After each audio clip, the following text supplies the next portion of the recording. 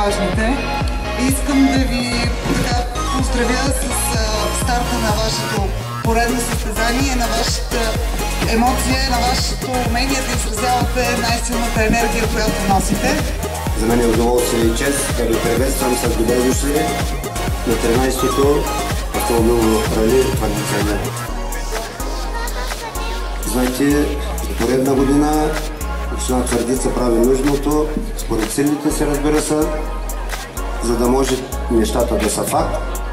И се радвам, че отново сте тук и смятам, че в следващите 2 дни всички заедно ще преживеем вълнуващи и приятни емоции.